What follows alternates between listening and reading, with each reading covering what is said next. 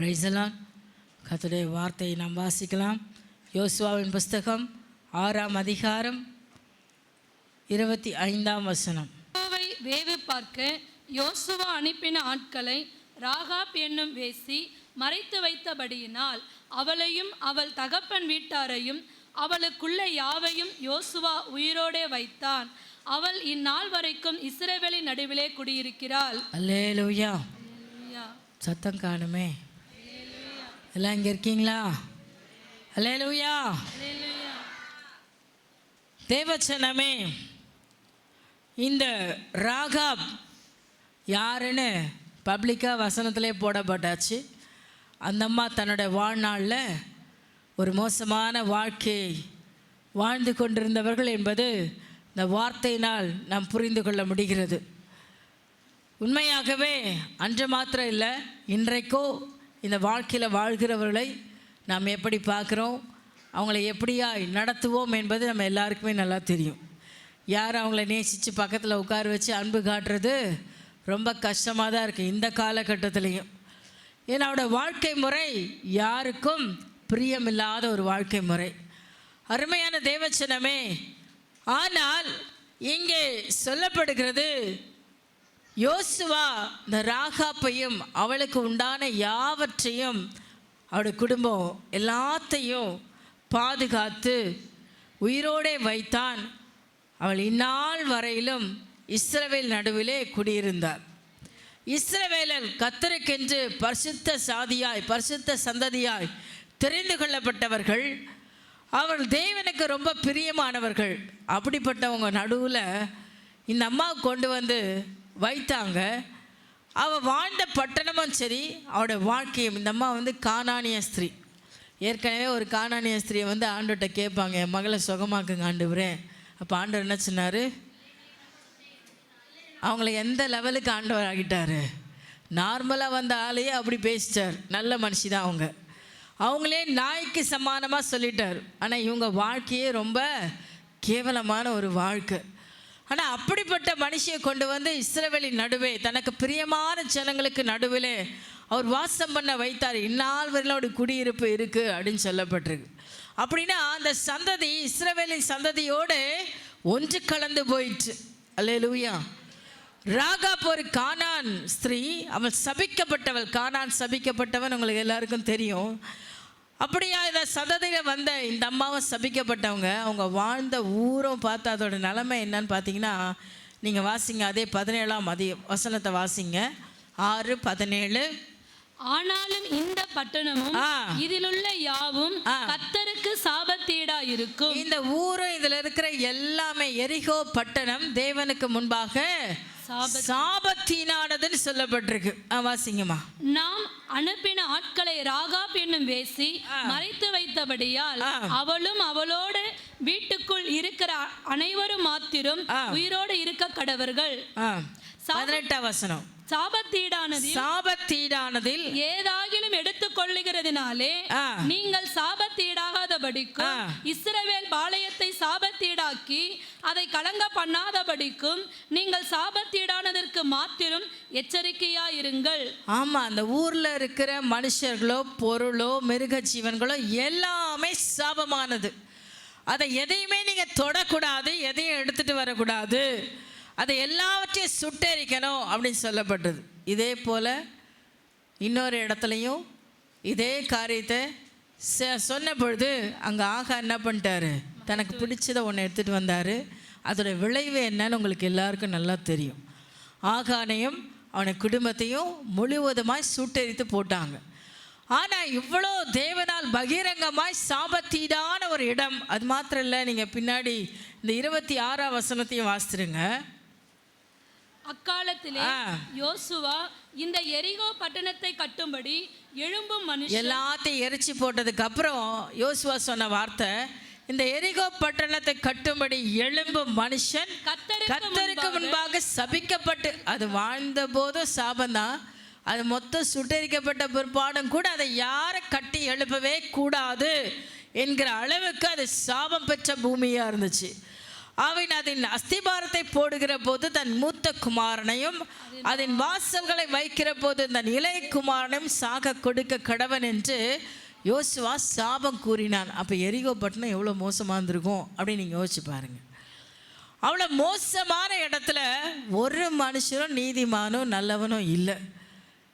அந்த இடத்துல ஒரே ஒரு குடும்பத்தை மாத்திரம் 17ஆம் வசனத்தில் யோசுவா சொல்கிறாரு, இந்த இவ்வளோ பட்டணத்தில் ஒரு குடும்பத்தை மாத்திரம் நீங்கள் என்ன பண்ணுங்க, யார் அந்த வேவுக்காரர்களுக்கு பத்திரமா பாதுகாத்து வழிவிட்டு அனுப்பினாங்களோ அவங்கள மாத்திரம், அந்த குடும்பத்தை மாத்திரம் நீங்கள் கொண்டு வந்து வெளியில் வைங்கன்னு சொல்லிட்டு அவங்கள இஸ்ரவேலின் நடுவே தங்க பண்ணினார்கள் வேதம் சொல்லுது. அல்லேலூயா சொல்வீங்களா?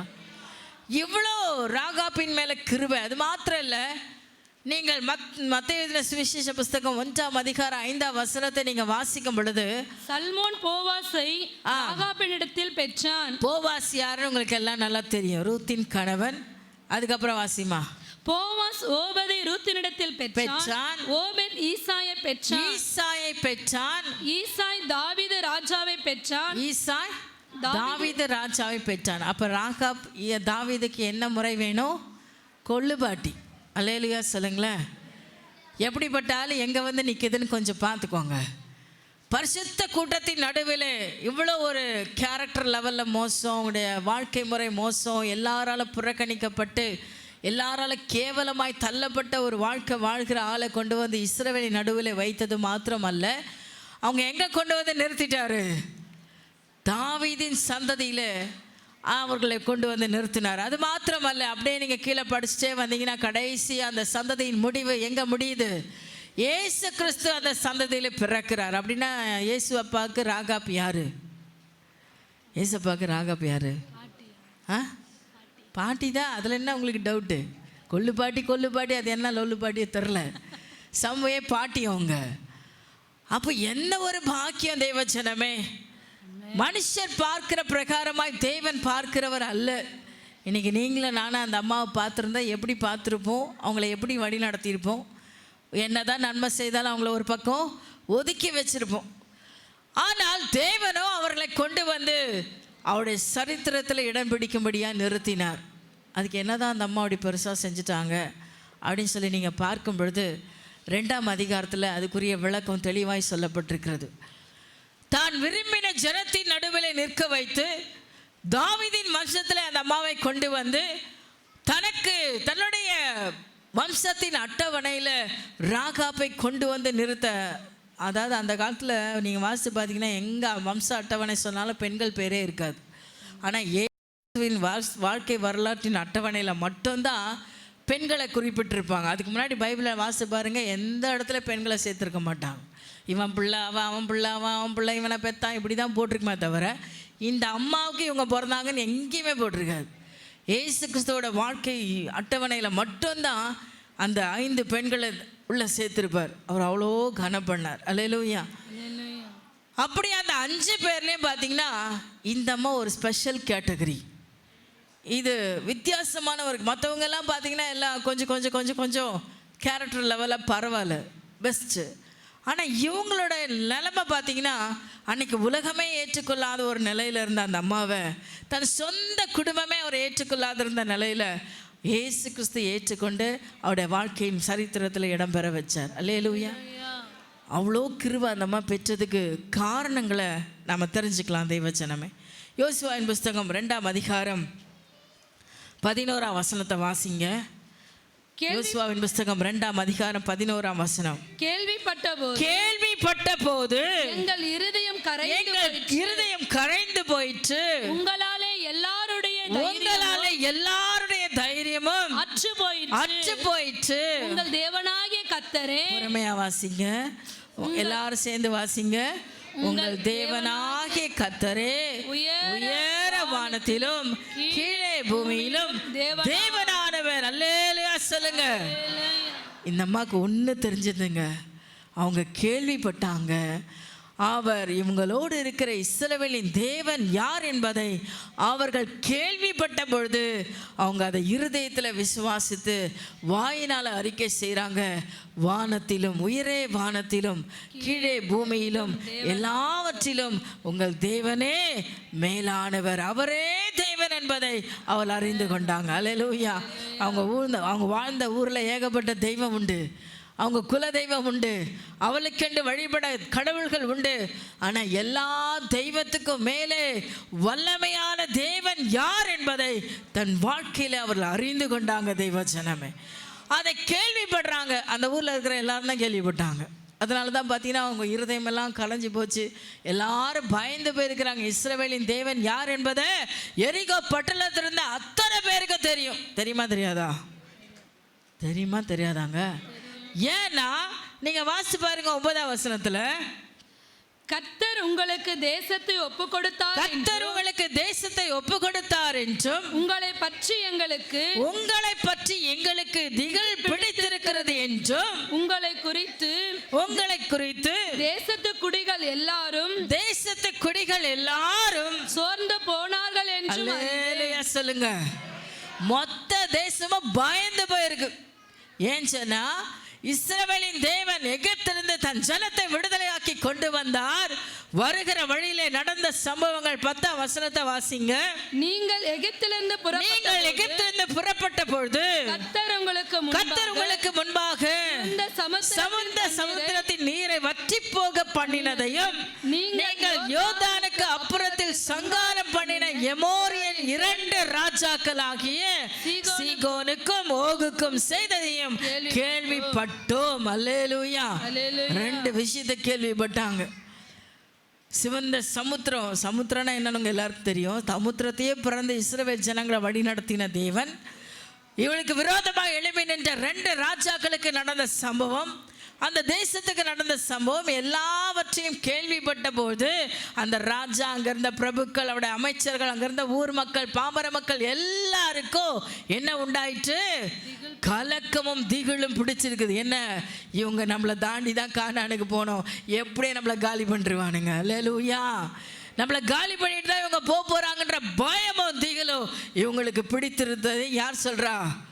ராகாப் கண்டுபிடித்தால். தெய்வச்சனமே, எல்லாருக்கும் தெரிந்த நியூஸ் ஒண்ணுதான், எப்படி இருந்தாலும் எல்லாரும் சாக போறோம், எல்லாரும் இஸ்ரவேலின் கையில விழ போகிறோம், அந்த தேவனுக்கு முன்னால ஒருத்தர் நிற்க முடியாது என்பதை எல்லோரும் அறிந்திருந்து கேள்விப்பட்டாலும் ஒருத்தருக்கு தான் என்ன புரிஞ்சுது?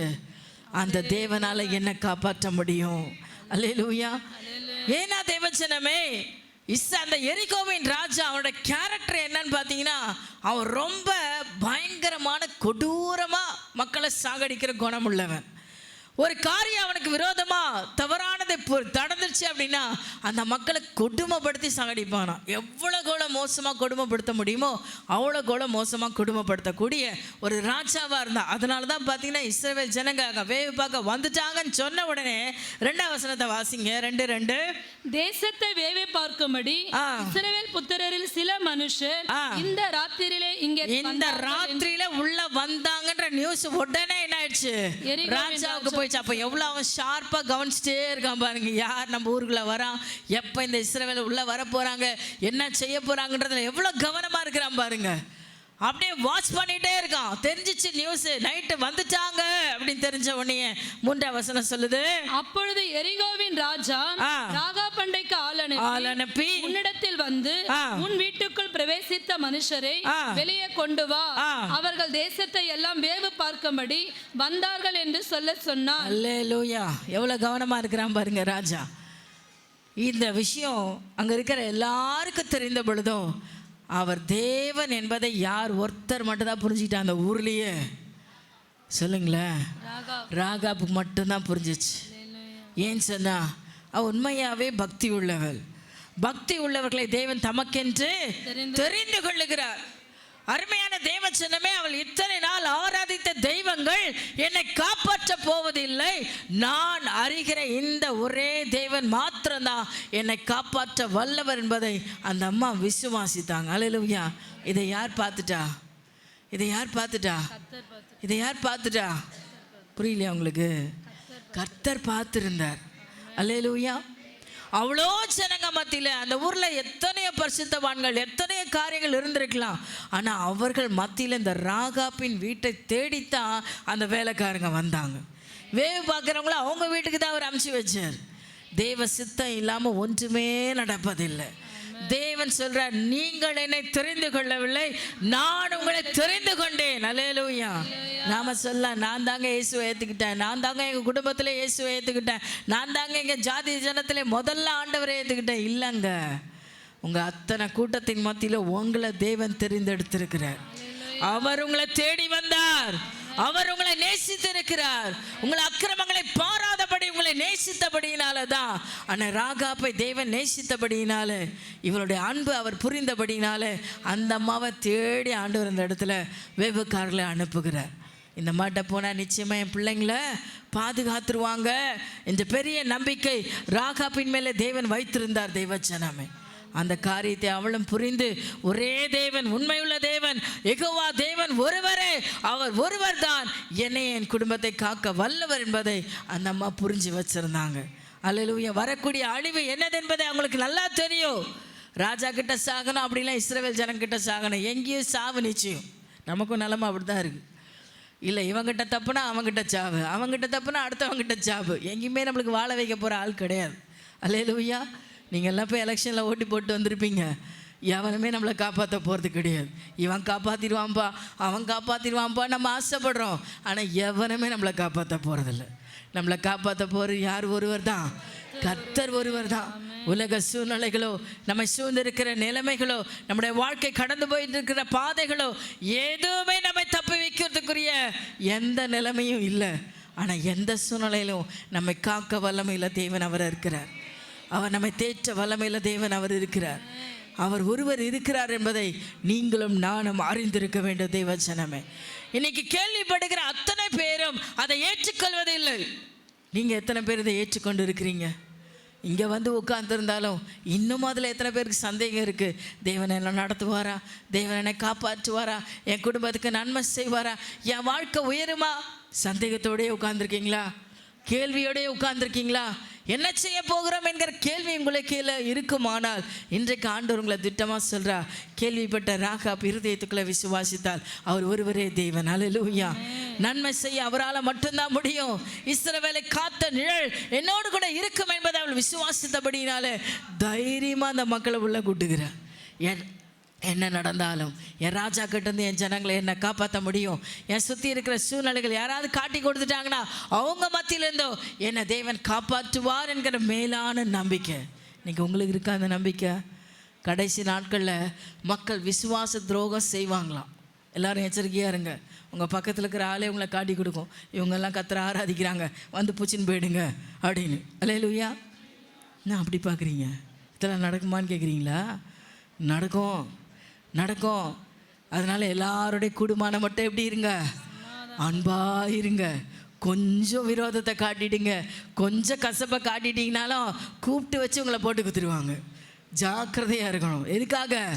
இவங்கெல்லாம் தாங்க இயேசு ஆராய்ச்சிட்டு இருந்தாங்க, இவங்கெல்லாம் தான் கர்த்தரை ஆராய்ச்சிட்டு இருந்தாங்க அப்படின்னு போட்டு கொடுக்குற காலமும் வரும்னு வேணும் சொல்லியிருக்கு. அதை தப்பிக்கொள்ளணும்னா கூட யார் கூட தான் நம்ம இருந்தாகணும்? யார் கூட தான் இருந்தாகணும்? கர்த்தரோட இருந்தால் நீங்கள் தப்பி வைக்கப்படுவீங்க. என்ன நடந்தாலும் அவர் பார்த்து கொள்ள போகிறார். என்ன நடந்தாலும் உங்களை சூழ்நிலைகளை மேற்கொள்ள அவர் உங்களோடு கூட இருப்பார். அல்லேலூயா. அருமை தேவச்சனமே, இங்கே ராகாப் அதை அறிந்திருந்தபடினால கேள்விப்பட்ட உடனே அவர் ஒருவரே தேவன் என்பதை விசுவாசித்து அவர் நடத்துகிற பாதையை தெரிந்து கொண்டார். நான் உன்னை நடக்க வேண்டிய வழியில் உன்னை நடத்தி நீ போக வேண்டிய பாதையில் உன்னை நடத்துவேன்னு சொன்ன தேவன். யார் ஒருத்தர் அவருடைய வழி நடத்தலை புரிஞ்சுக்கிறீங்களோ அவங்க சிறப்பான வழியில் போய் சேருவீங்க. ராகாப் புரிஞ்சுக்கிட்டாங்க, என்னை நடத்துகிற தேவன் அவர் ஒருவரே, அவரால் என்னை நடத்த முடியும். அதனால தான் வந்தவங்களை அழகாக மூடி வச்சு அழகாக அவங்கள அனுப்பி அவங்கள தெரியாமல், ஊருக்கு தெரியாமல் காப்பாற்றி அவங்கள கொண்டு போய் வழியில் விட்டுட்டு வராங்க. அருமையான தேவச்சனமே, உங்களை யார் நடத்துகிறாங்கன்றதில் இன்னைக்கு முக்கியமாக நீங்கள் தெளிவாக இருக்கணும். இந்த உலகம் உங்களை நடத்திட்டு இருக்கா? உங்களோட இருக்கிற மக்கள் உங்களை நடத்திட்டு இருக்காங்களா? நீங்கள் ஆராதிக்கிற தேவன் உங்களை நடத்துகிறாரா? அல்லேலூயா, அல்லேலூயா. யாருடைய வழி நடத்துதல் உங்களுக்குள்ளே இருக்குது? எதுக்கு பயந்து நீங்கள் வாழ்ந்துட்டுருக்கீங்க? ஒருவேளை ராகாப் தன் தேசத்துக்கோ தன் ராஜாவுக்கோ பயந்துருந்தா இப்படிப்பட்ட பெரிய பாக்கியம் உங்கள் வாழ்க்கையில் பெற்றிருக்க முடியுமா? ஐயோயோ, என்னாலாம் முடியாது உங்களை வச்சுக்க, நீங்கள் தயவு செய்து இப்படியே ஏட்ட விட்டு போயிடுங்க, என் வீட்டில் நீங்கள் இருக்காதீங்க அப்படின்னு சொல்லியிருந்தா அவங்களுக்கு அந்த ரட்சிப்பு கிடச்சிருக்கோன்னு நினைக்கிறீங்களா? ஆனால் அந்த அம்மா அடைக்கலம் கொடுத்தாங்க. என்ன நடந்தாலும் பரவாயில்ல, கர்த்தர் என்னை நடத்துவார், என்னை தேவன் நடத்துவார், என்னை அவர் வழி நடத்துவார், அவர் எனக்கு போதிப்பார், என்னை ரைட் டைமில் பாதுகாத்துப்பார். இத்தனை நம்பிக்கை அவங்களுடைய இருதயத்தில் இருந்தபடினால தான் தைரியமாக வரக்கூடிய எந்த ரிஸ்க் ஆனாலும் எடுக்கிறாங்க. அல்லேலூயா. எத்தனை பேர் ஏசப்பாக்காக ரிஸ்க் எடுக்க தைரியமாக இருக்கீங்க? என்ன நடந்தாலும் பரவாயில்ல, நான் ஆண்டவரை விட்டு விலகவே மாட்டேன். எது நடந்தாலும் சரி, நான் கர்த்தருடைய அன்பை விட்டு விலகவே மாட்டேன். அல்லேலூயா சொல்லுங்க. பக்கத்தில் எல்லாரும் பார்த்து என்னை திட்ட தான் செய்கிறாங்க. என்ன நீ சர்ச்சுன்னு போகிறான், உன் வீட்டில் இவ்வளோ பிரச்சனை, உன் பிள்ளைங்க சிறப்பாக இருக்கா, உன் பிள்ளைங்க குடும்பம் நல்லா இருக்கா, உன் வாழ்க்கை நல்லா இருக்கா, எது உன் வாழ்க்கையில் நல்லா இருக்குது, பல விதத்தில் நம்மளை கேட்டு வேதனைப்படுத்தலாம். ஆனால் ஒன்று நீங்கள் புரிஞ்சுக்கோங்க, யார் ஒருவரோட அன்பை விடாமல் பிடித்து கொள்ளுகிறீர்களோ அவர்கள் இந்த உலகத்தில் ஜெயிக்க முடியும். அல்லேலூயா. பாடுகளோ உபத்திரம் நம்மை சூழ்ந்து வரத்தாங்க செய்யும். இந்த அம்மா செய்த நன்மைக்கு உடனே பலன் வந்துடல. எத்தனை வருஷம் காலம் ஆச்சுன்னு தெரியாது. அவர் போய் வேவு பார்த்துட்டு போயிட்டு என்னெல்லாம் நடந்துச்சு தெரியாது. ஆனால் கடைசியில் நீங்கள் பார்த்தீங்கன்னா அற்புதமான ரட்சிப்பை பெற்றுக்கொண்டார்கள். அல்லேலூயா, அல்லேலூயா. கர்த்தர் அவளுக்கு வைத்த மேன்மையான ஸ்தானத்தை அவள் பிடித்து கொண்டார்கள். ஸோ அந்த கால வரையிலோ பொறுமையாக காத்திருத்தல் மிக மிக அவசியம். தேவச்சனமே, நிறைய பேருக்கு பார்த்தீங்கன்னா அப்போவே நன்மை நடந்துச்சு. அப்போவே கேட்ட உடனே ஆண்டவர் கொடுத்துடணும். கல்யாணமானவனே 10 மாதம் பொறுத்து இருந்தால் தான் பிள்ளை பிறக்கும். ஆமென். இது யாராவது விதி விலக்காக மாற்ற முடியுமா? கல்யாணம் அடுத்த நாளே கை குழந்தையோட என் பிள்ளை வரணும் ஆசைப்பட்டால் முடியுமா? காலமும் நேரமும் அதற்கென்று நியமிக்கப்பட்டு இருக்கு. அப்புறம் ஏன் அர்ஜென்ட் படுறீங்க? நிறைய விஷயங்களை இன்னைக்கே நடந்தணும், இப்போவே நடந்தணும். ஒவ்வொரு காரியத்தையும் அதினதின் காலத்தில் நேர்த்தியாக செய்கிறவர் தேவன். அவர் ஒரு நாள் உங்களுக்கு செய்யாமல் இருக்கவே மாட்டார். நீங்கள் என்ன ஆசைப்படுறீங்களோ அதை காட்டிலும் அதிகமாக செய்ய வல்ல. இந்த அம்மா எதிர்பார்க்கலங்க, என்னை உயிரோட காப்பாற்றினா போதும் தான் ஆசைப்பட்டாங்க. ஏசப்போட வரலாற்றில் நான் போய் இடம் பிடிப்பேன்னு அவங்க நினச்சே இருக்க மாட்டாங்க. அல்லேலூயா. அவங்க ஆசைப்பட்டதெல்லாம் ஒன்று, என் குடும்பத்தை எப்படியாவது உயிரோட வச்சிருங்க போதும். அவங்க கேட்டாங்களா, நான் ஏசப்போட சரித்திரத்தில் நான் வரணும், அந்த லிஸ்ட்டில் என் பேர் இருக்கணும், இஸ்ரவேலி நடுவில் தான் நான் குடியிருப்பேன், என்னை கொண்டு போய் நீங்கள் அங்கே தான் வைக்கணும், உங்களையே நான் காப்பாற்றினேன். அவங்க எதுவுமே எதிர்பார்க்கல.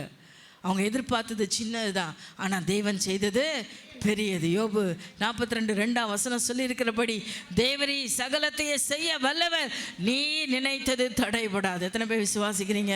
எத்தனை பேர் உங்கள் வாழ்க்கையில் விசுவாசிக்கிறீங்க? அவர் நினைச்சதை உங்கள் வாழ்க்கையில் நடக்கணும். நீங்கள் நினைச்சதெல்லாம் நடக்கணும்னு ஆசைப்படாதீங்க. நீங்கள் விரும்பினதையெல்லாம் நடத்தணும்னு ஆசைப்படாதீங்க. அவர் நினைச்சது நடக்கணும்னு ஆசைப்பட்டீங்கன்னா நீங்கள் நினைக்கிறத விட அதிகமாக தான் அவர் செய்வார். ஒரு நாள் குறைவாக செய்யவே மாட்டார். விசுவாசிக்கிறீங்களா? எல்லா கரங்களை தூக்கி ஒரு அல்லேலூயா சொல்லுங்க பார்க்கலாம். Praise the Lord. அருமை தேவச்சனமே, இங்கே இந்த அம்மா செய்த அடுத்த காரியம் நீங்கள் பாருங்க. அதே பகுதியில் 2 வாசிங்க. தேசத்தை வேவு பார்க்கும்படி இஸ்ரவேல் புத்திரரில் சில மனுஷர் இந்த ராத்திரியிலே இங்கே வந்தார்கள் என்று எரிகோவின் ராஜாவுக்கு சொல்லப்பட்டது. அப்பொழுது எரிகோவின் ராஜா ராகா பண்டைக்கு ஆள் அனுப்பி, உன்னிடத்தில் வந்து உன் வீட்டுக்குள் பிரவேசித்த மனுஷரை வெளியே கொண்டு வா. போதுமா? 2வது காரியம், அந்த அம்மா தான் வாழ்க்கையில் ஒரு தீர்மானம். தேவன் ஒருவரே தேவன் என்று அறிந்து கொண்டாங்க. அறிந்து கொண்டவர்கள் தீர்மானம் பண்ணினாங்க, இந்த சபிக்கப்பட்ட சந்ததியோடு நான் என்ன செஞ்சிருக்க மாட்டேன், இஸ்ரவேலின் ஜனங்களோடு நான் இசைந்து கொள்ளுவேன் என்கிற தீர்மானத்தை அந்த இடத்துல கரெக்டாக எடுக்கிறாங்க. அல்லேலூயா, அல்லேலூயா. நீங்கள் வாசிங்க 14 வாசிங்க. அப்பொழுது அந்த மனுஷர் அவளை நோக்கி, எங்கள் ஜீவனே உங்கள் ஜீவனுக்கு ஈடு, நீங்கள் எங்கள் காரியத்தை வெளிப்படுத்தாதிருந்தால் கர்த்தர் எங்களுக்கு தேசத்தை கொடுக்கும்போது நாங்கள் தயையும் சத்தியமும் பாராட்டுவோம் என்றார்கள். அப்பொழுது அவர்களை கயிற்றினாலே ஜன்னல் வழியாய் இறக்கிவிட்டால் அவள் வீடு அலங்கத்தின் மதிலில் இருந்தது.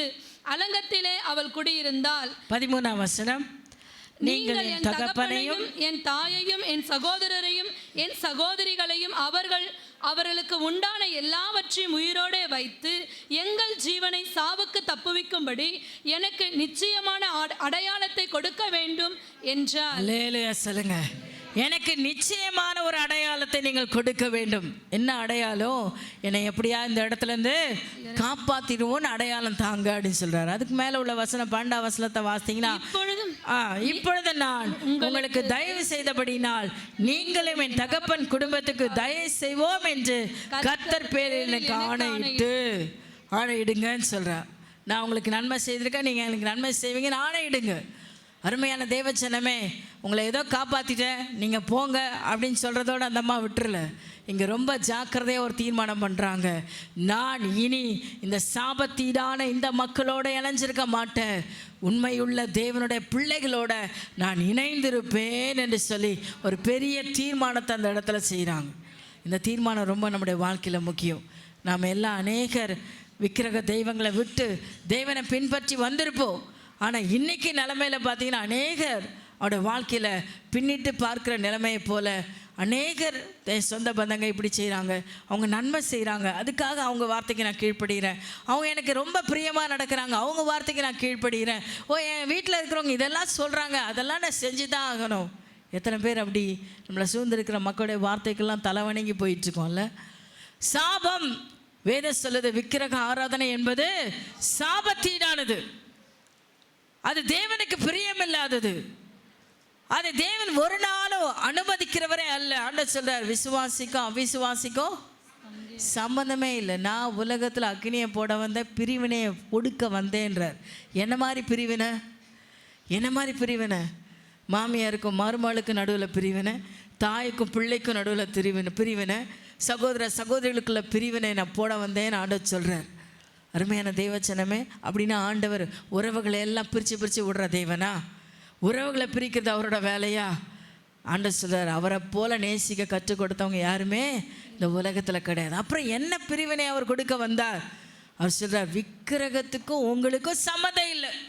விக்கிரகத்தை யார் உங்களுக்குள்ளே புகுத்த நினைக்கிறாங்களோ அவங்களுக்கும் உங்களுக்கும் சம்மந்தம் இல்லை. அல்லேலூயா. அது யாராக இருக்கட்டும், உங்களை பெற்றவங்களா இருக்கட்டும், உங்களோட பிறந்தவங்களா இருக்கட்டும், உங்களை நேசிக்கிறவங்களாகட்டும், உங்க கூட இருக்கிற யாராவனா இருக்கட்டும், யார் ஒருவர் உங்களை திரும்ப விற்கிறதுக்கு நேராக இழுத்துட்டு போகிறாங்களோ அவங்க உறவு உங்களுக்கு வேண்டாம். ஒருவேளை அவங்க உங்களை பின்பற்றி ரூத்தை போல் வந்துட்டாங்கன்னா ஓகே, ஏற்றுக்கோங்க. நான் நிறைய பார்த்துட்டேன் வாழ்க்கையில். யார் ஒருவர் உண்மையாக பின்பற்றி வராங்களோ அவங்க காப்பாற்றப்படுறாங்க. இழுத்துன்னு போகிறாலாம் இன்றைக்கும் அலசடிப்பட்டுக்கிட்டு தான் இருக்குது. ஜாக்கிரதையாடுங்க. அலசடிப்படுறது இன்னையோட இல்லை, வாழ்க்கையின் முடிவு என்னன்னு யோசிச்சு பாருங்க. கர்த்தரை விட்டு பின்வாங்கி போனால் நரகம் நிச்சயம். அல்லேலூயா சொல்லுங்க. சாபத்திடாதல கை வச்சினா நரகம் நிச்சயம். அது மலச்சலாதின்னு ஆண்டவர் சொல்ற. இதை விட கேவலமாக சொல்கிறதுக்கு வேறு வார்த்தையே இல்லை. அதில் போய் திரும்ப வேண்டான்னு சேத்துலேருந்து விழுந்து ஏந்து கழுவி சுத்தமாகி வந்து நின்று சென்ட் அடிச்சு இப்போ கமன்னு ஆண்டவர் வச்சிருக்கிறார். திரும்ப நான் போய் அந்த சேத்துல தான் விழுந்துப்பேன் அப்படின்னு போய் விடுற ஆட்களை அவர் என்ன பண்ணுவார்? அவர் என்னங்க பண்ணுவார்? ஒன்றும் பண்ண முடியாது. சரி போ விழு, திருப்பி நாத்தடிச்சு நாரி போய் எல்லாருக்கிட்டேயும் கேவலப்பட்டு திரும்ப வர வேண்டியதாக இருக்கும். திரும்ப நீங்கள் தான் வந்தானோ. ஒன்று நீங்கள் புரிஞ்சுக்கோங்க, ஆண்டவர் உங்களை ரட்சித்தவர் உங்களை சும்மா விட்டுற மாட்டார். வேத சொல்லுது, உன்னிடத்துலேருந்து புறப்பட்ட பிசாசு தன்னை விட பலசாலியான 7 பிசாசுகளை கூட்டிகிட்டு வந்து 8 இப்போ உனக்காக காத்திருக்குமா. யார் விக்கிரத்தை நாடி போகிறீங்களோ அவங்கள அந்த 8 என்ன பண்ணோம்? அது உன்னை பிடிச்சதுன்னா, இப்போ வரலாம் பிடிக்க இடம் கொடுக்கல, பிடிச்சிச்சுன்னா என்ன நடக்கும்னு யோசிச்சு பாருங்க. ஒன்று இருக்கும் போதே நம்ம வாழ்க்கை தாறுமாறாக இருந்துச்சு. இப்போ 8 சேர்ந்து பிடிச்சதுன்னா நம்முடைய வாழ்க்கை எப்படி இருக்கும்னு யோசிச்சு பாருங்க. உங்கள் வார்த்தையின்படியே ஆக கடவுது என்று சொல்லி, உங்கள் வார்த்தையின்படியே ஆக கடவுது. எங்களை ஜன்னலில் இறக்கி விட்டுட்டு அவங்க சொல்கிறாங்க, நாங்கள் போகிறோம், நாங்கள் திரும்பி வரும் பொழுது இந்த தேசத்தை கட்டாயமாக அழிச்சிருவோம். அழிக்கும் போது நீ இந்த ஜன்னலில் கட்டி வச்சிருக்கிற இந்த கயிறை அப்படியே கட்டி வச்சிருந்தாதான் நீயும் உன் குடும்பத்தில் இருக்கிற எல்லாரும் பாதுகாக்கப்படுவீங்க. இந்த கயிறு இந்த ஜன்னல்ல இல்லைன்னா அதுக்கு நாங்கள் உத்தரவாதம் இல்லைன்னு சொல்லிட்டு போகிறாங்க. அல்லேலூயா, அல்லேலூயா. அதுக்கு அந்த அம்மா 21ஆம் வசனத்தில் சொல்கிறாங்க, உங்கள் வார்த்தையின்படியே ஆக கடவுது என்று சொல்லி அவளை அனுப்பிவிட்டால் அவள் போய்விட்டார்கள். பின்பு அவள் அந்த சிவப்பு கயிற்றை ஜன்னலையே கட்டி வைத்தாள். ஆமேன் சொல்லுங்க, ஆமேன் சொல்லுங்க. இந்த கீழ்ப்படிதல் தாங்க அவளுக்கு காப்பாற்றத்தை கொடுத்துச்சு. இந்த கீழ்ப்படிதல் தான் அந்த நேரத்தில் அவளுக்கு ஒரு பெரிய அற்புதத்தை செய்தது, அவளுக்கு விடுதலை தந்தது. இன்னைக்கு நம்ம அநேகர் வார்த்தையை கேட்கிறோம், அநேகர் தேவனுடைய வார்த்தையை பெற்றுக்கொள்ளுகிறோம். ஆனால் எத்தனை பேர் அந்த வார்த்தைக்கு கீழ்ப்படுகிறோம் என்பதில் தான், கீழ்ப்படிதலில் தான் ஆசீர்வாதம் இருக்குது. கர்த்தருடைய வார்த்தை கேட்கறதுனாலையோ படிக்கிறதுனாலையோ மனப்பாடம் பண்ணுறதுனாலையோ எந்த பிரயோஜனமும் இல்லை நான் சொல்லலை. ஆனால் அதோடு கூட கீழ்ப்படிஞ்சாதான் முழு ஆசீர்வாதம். அல்லேலூயா, அல்லேலூயா சொல்லுங்க, நல்ல சத்தமாக சொல்லுங்க.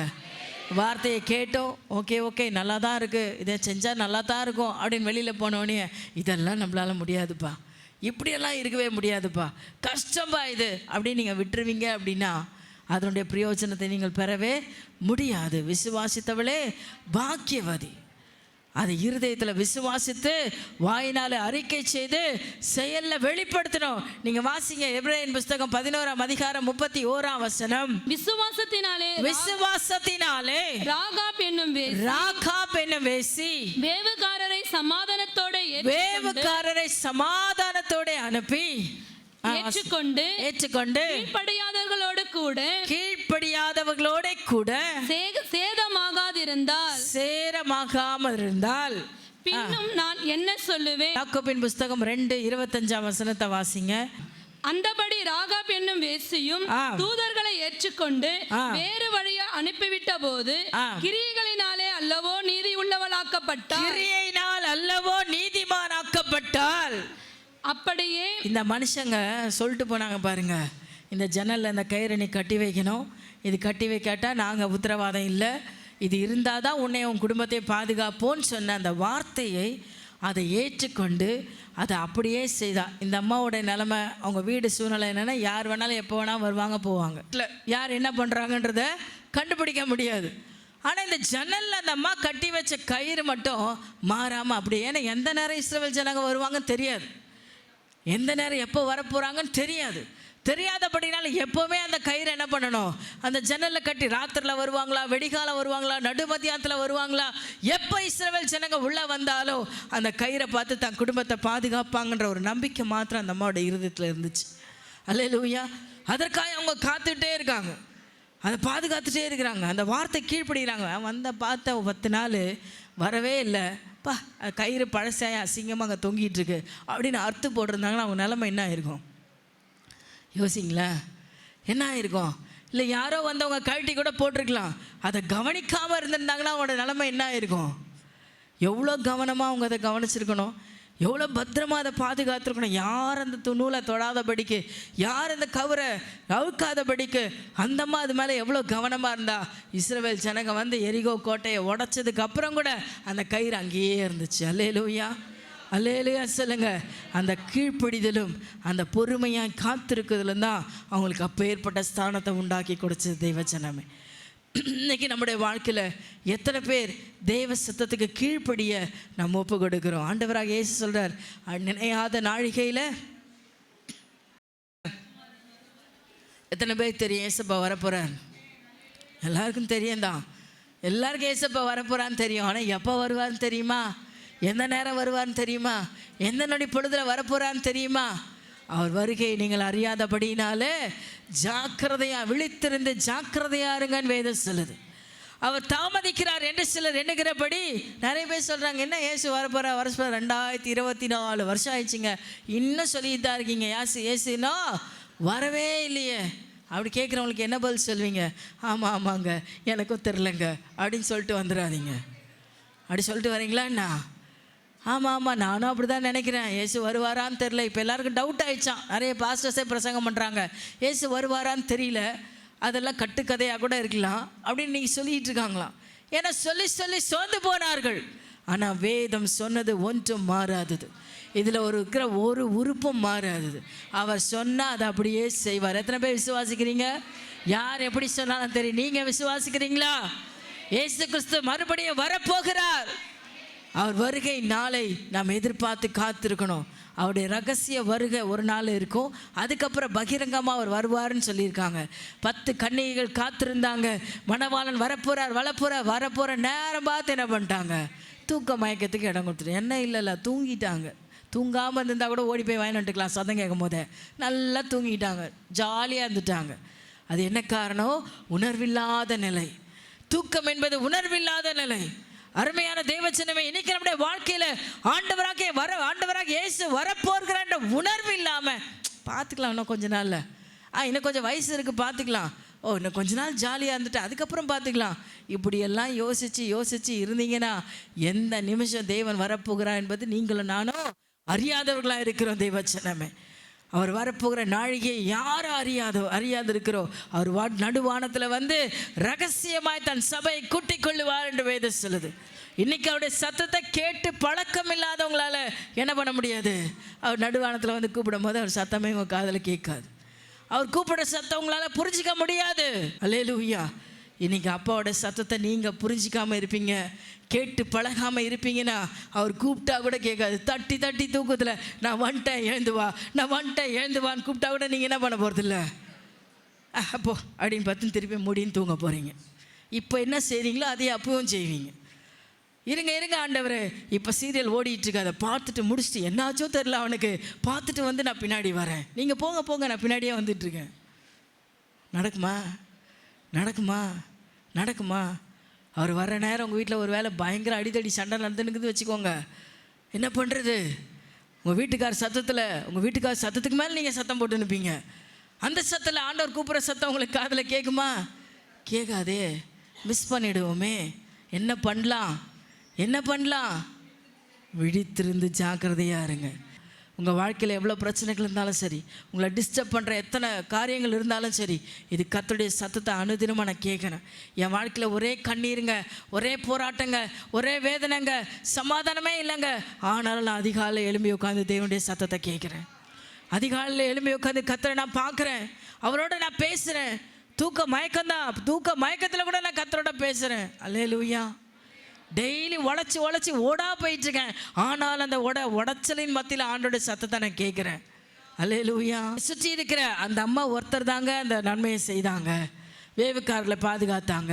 அவங்க குடும்பம் எங்கேயோ இருக்குது. நீங்கள் அதே 2:17 வாசித்தீங்கன்னா, உன் சகோதரிகளையும் உன் தகப்பன் குடும்பத்தார் அனைவரையும் உன்னிடத்தில் உன் வீட்டிலே சேர்த்துக்கொள் அப்படின்னு சொல்கிறாங்க. அப்படின்னா என்ன அர்த்தம்? அவங்க எங்கேயோ தூரமாக இருக்கிறாங்க. நாங்கள் வரும்போது அவங்களெல்லாம் நீ என்ன பண்ணோம்? உன் வீட்டில் சேர்த்து வைக்கணும். இது ஒரு பெரிய கஷ்டமான விஷயம் இல்லை? ஏற்கனவே இந்த அம்மாவோட சூழ்நிலை எல்லாரும் விட்டு தனியாக போய் வாழ்ந்துனுக்கிறாங்க. யாருக்கும் இந்த அம்மாவை பிடிக்காது. இப்போ இவங்க கூப்பிட்றாங்க, இஸ்ரவேல் ஜனங்க நம்மளையெல்லாம் காப்பாற்றுவேன்னு வாக்கு கொடுத்துருக்குறாங்க, நீங்கள் எல்லாரும் என் வீட்டில் இருந்தால் தான் உங்களுக்கு பாதுகாப்பு. எத்தனை பேர் போவாங்க அவங்க சூழ்நிலையை புரிஞ்சு? அப்போ அந்த அம்மா என்ன பண்ணியிருக்கணும்? தான் வாழ்க்கையை தலைகீழாக மாற்றிருக்கணும். அவங்க வாழ்ந்த வாழ்க்கையை விட்டு அவனோட பரிசுத்த வாழ்க்கை வாழ்ந்தாதான் அந்த குடும்பம் தன்னை ஏற்றுக்கொள்ளும்படி வாழ்ந்தபடினால தான் அந்த அம்மாவோடைய வார்த்தையை நம்பி அந்த குடும்பம் எல்லாம் அவங்க வீட்டில் வந்து தங்கியிருக்கு. எப்போ வருவாங்களோன்ற காத்திருப்போடு கூட அந்த குடும்பத்தையும் சேர்த்து வைத்து அவங்க பாதுகாத்தாங்க. தெய்வச்சனமே அவங்க வாழ்க்கையை தலைகீழாக மாற்றிட்டாங்க. அதே பாவ வாழ்க்கையில் வாழ்ந்தா அந்த குடும்பம் அங்கே வந்து சேர்ந்துருக்காது. அப்படி தானே? சேர்ந்துருக்கம்மா, நான் பாவம் பண்ணிகிட்டே இருப்பேன், நீ என் குடும்பத்தில் வந்து இருன்னு வந்து கூப்பிட்டா வந்திருப்பாங்களா? பிடிக்காம தானே தூரம் போயிருக்காங்க. அவங்கள நீ சேர்த்துக்கிட்டாதான் உனக்கு ரட்சிப்புன்னு சொல்லப்பட்டாயிற்று. இப்போ என்ன பண்ணியிருக்கிறாங்க? தன் பாவத்தை விட்டு அவர்கள் மனம் திரும்பி அவங்க வாழ்க்கையை மாற்றி, அவங்க சுபாவத்தை மாற்றி, அவருடைய உணர்வுகளை மாற்றி என் குடும்பம் காப்பாற்றப்படணுன்றதுக்காக அவங்க இப்போ எல்லாவற்றையும் விட்டு வந்து நிற்கிறாங்க. எத்தனை பேர் நீங்கள் இன்றைக்கி உங்களை சூழ்ந்திருக்கிற மக்கள், உங்கள் தெருவில் இருக்கிற மக்கள், ரட்சிக்கப்படாத மக்கள், தேவனை ஆராதிக்க விக்கிரத்தில் இருக்கிற மக்கள், உங்கள் குடும்பத்திலே ஒருத்தர் ரட்சிக்கப்படாமல் இருக்கலாம், உங்கள் குடும்பத்திலே தேவனுடைய அன்பை உணராமல் இருக்கலாம். அவர்களுக்காக நீங்கள் உங்களை மாற்றத்துக்கு ரெடியாக இருக்கீங்களா? அல்லேலூயா. இன்றைக்கி கொஞ்சம் உங்களை விட்டு கொடுங்களேன் தேவ சமூகத்தில். ராகாப் தன்னுடைய வாழ்க்கையில் இதை செய்தபடியினால தான் அவ்வளோ பெரிய ரட்சிப்புங்க, அவ்வளோ பெரிய ரட்சிப்பு. அவளையும் அவருடைய குடும்பத்தையும் அப்பேற்பட்ட எரிகோ கட்டணமே எரிந்து சாம்பலான போதும் அந்த குடும்பத்தை மட்டும் ஆண்டவர் அழகாக தூக்கிட்டு வந்து இஸ்ரவேலின் நடுவில் வச்சுக்கிட்டாரு. ஹல்லேலூயா. இன்னைக்கு உங்களையும் உங்கள் குடும்பத்தையும் பத்திரமா ஆண்டவர் தூக்கி வந்து பாதுகாக்கணும், பரலோக ராஜ்யத்தில் சேர்க்கணும், தேவனுடைய ராஜ்யத்தில் வைக்கணும். அப்படின்னா நீங்கள் செய்ய வேண்டிய காரியம் அநேகம் உண்டு. உங்கள் விசுவாசம் உறுதியாக இருக்கணும், கர்த்தர் மேல உள்ள நம்பிக்கை உறுதியாக இருக்கணும், உங்கள் சுபாவம் மாற்றப்படணும். அல்லேலூயா சொல்லுங்க. சுபாவ மாற்றம் இல்லாமல் ரட்சிப்பு உண்டாகாது. ஏன் சிஸ்டர், நீங்கள் நல்ல ஆண்டவருடைய அன்பில் இருக்கிறீங்க, நல்ல ஊழியம் செய்கிறீங்க, ஆனால் உங்கள் குடும்பமெல்லாம் எப்படி இருக்குது கொஞ்சம் யோசித்து பாருங்கள். உங்கள் தெருவில் இருக்கிற மக்கள் ரட்சிக்கப்படுறாங்களா? உங்கள் குடும்பத்தில் இருக்கிறவங்க உங்கள் வார்த்தையை கனப்படுத்தி ஏற்றுக்கொள்கிறாங்களா? அருமையான தேவச்சனமே, நீங்கள் சொன்னால் அவங்க கேட்கணும், நீங்கள் சொன்னால் அவங்க கேட்கணும். அதை கேட்ட தகுதியுள்ள வார்த்தைகளை நாம் பேசணும், தகுதியுள்ள வாழ்க்கை நம்ம வாழணும். நான் டெய்லி சண்டைக்காரியா, மோசமான வார்த்தைகளை பேசுகிறவங்களா, நான் எப்பொழுது எரிச்சலோடு இருக்கிறவங்களா, எதுக்குமே கீழ்ப்படியாத ஆளா நான் இருந்துட்டு என் பிள்ளைக்கு போய் புத்தி சொல்லிக்கிட்டு இருந்தேன்னா? டெய்லி ஜபம் தான் பண்ணுறேன், டெய்லி வேதத்தை தான் வாசிக்கிறேன். ஆனால் எதுலையுமே சிறப்பு இல்லாமல், அவங்க எதிர்பார்ப்புக்கு எதுக்குமே நான் பிரயோஜனம் இல்லாமல், நீ நல்லா இருக்கணும், இப்படி இருக்கணும், அப்படி இருக்கணும் புத்தி சொல்லிட்டு இருந்தேன். நான் கேட்பாங்களா? கேட்க மாட்டாங்க. நாம் மாதிரியாக இருக்கணும். ஆண்டவராக இயேசு நமக்கு மாதிரியை வைத்து போகிறேன்னு சொல்லியிருக்கிறார். அவர் எல்லாவற்றிலையும் மாதிரியாக வாழ்ந்தார். அவர் மனுஷனாக இந்த உலகத்தில் வாழ்ந்த பொழுது அவர் மாதிரியாய் வாழ்ந்து காட்டி போனார். எந்த விக்கிரத்தை ஆராதிக்கிறவங்களையும் என் பக்கத்தில் வராத, நான் பரிசுத்தமான தெய்வன், விக்கிரத்தை ஆராதிக்கிறவங்க என் பக்கத்தில் வராத அப்படின்னு சொன்னால் எவனாவது ரசிக்கப்பட்டிருப்பானா? பாவி, நீ என் காலை தொடக்கூடாது, நீ தூரப்போ, ரோட்டில் போய் நில்லு அப்படின்னு சொல்லியிருந்தா அன்னைக்கு மரியாதை ரசிக்கப்பட்டிருப்பாங்களா? பிசாசு பிடிச்சவன், நீ எல்லாம் என் பக்கத்தில் வரக்கூடாது, அவங்கள பார்த்தாவே 1 மைல் தூரம் ஓடுற ஏசப்பாவாக இருந்தா ரட்சிப்பு உண்டாயிருக்குமா? சொல்லுங்க. விக்கிரத்தை ஆராதிக்கிற மக்களாக இருந்தாலும் வீட்டில் இப்படி நான் சொன்ன உடனே எல்லாரையும் கூப்பிட்டு நான் நேசிக்கிறேன்னு அவங்க பின்னாடி நீங்கள் போகிறதுக்காக நான் சொல்லலை. அவங்க பின்னாடி நீங்கள் போகக்கூடாது, உங்கள் பின்னாடி அவங்க வரணும். அல்லேலூயா சொல்லுங்கள். நீங்கள் யார்கிட்ட போனாலும் எல்லாரையும் உங்கள் பக்கம் இழுக்கணும். வீட்டுக்குள்ளே வர வைக்காத, அவங்களோட பேசாத, அவங்களோட உறவாடாத இருந்தால் எப்படி ரட்சிப்பை சொல்லுவீங்க? ரட்சிப்பை சொல்கிறதுக்கு உறவாடுங்க. அல்லேலூயா. அவங்கக்கிட்ட நன்மையை எதிர்பார்த்து உறவாடாதீங்க, நீங்கள் கொடுத்து உறவாடுங்க. உங்ககிட்ட இருந்த கொடுக்க, உங்கள் அன்பை கொடுங்க, இயேசுவின் அன்பை கொடுங்க, இயேசுவின் தியாகத்தை கொடுங்க, இயேசுவின் ஸ்நேகத்தை கொடுங்க. அல்லேலூயா சொல்வீங்களா? தேவச்சனமே, கர்த்தரை அறிய வைக்கணுன்ற தாகத்தோட நீங்கள் எல்லா இடத்துல பழக கற்றுக்கொள்ளுங்க. ராகாப் இதில் அருமையாக அவருடைய வாழ்க்கையை ஒப்பு கொடுத்தபடினால தான், தன்னுடைய கீழ்த்தரமான வாழ்க்கையை மாற்றிக்கொண்டபடினா, தன்னுடைய குணாலட்சணங்களை மாற்றினபடினால தான் அவளை தேடி அந்த குடும்பம் எல்லாம் அவங்கள சார்ந்து வந்துருச்சு. அல்லேலூயா. வார்த்தையை நம்பி வந்துருச்சு, காப்பாற்றப்பட்டுச்சு. இன்றைக்கி உங்கள் குடும்பத்தை நீங்கள் காப்பாற்றணும். உங்களை சூழ்ந்து இருக்கிற மக்களை காப்பாற்றணும். உங்கள் தெருவில் இருக்கிற மக்களை காப்பாற்றணுன்ற எண்ணம் உங்களுக்குள்ளே இருக்கா? நான் பரிசுத்தமாயிட்டேன்ப்பா, நான் நல்லா ஜெபிக்கிறேன்ப்பா, நான் கர்த்தருக்கு ஊழியம் செஞ்சுருக்கேன், நான் பரலோகத்துக்கு போயிடுவேன். அங்கே போன அப்புறம் ஆண்டவர் கேட்பார், இவ்வளோ நேரம் என்னம்மா பண்ணியிருந்த கீழே? கேட்பாரா? கேட்க மாட்டாரா? கட்டாயமாக கேட்பார். என்ன எடுத்துன்னு வந்த எனக்கு, உனக்கு அவங்க கையிலேருந்து என்ன எடுத்துகிட்டு வந்த? ஆண்டவரே, நான் மட்டும் வந்துட்டேன் ஏசப்பா அப்படின்னு சொன்னீங்கன்னா அவர் சந்தோஷப்பட மாட்டார்.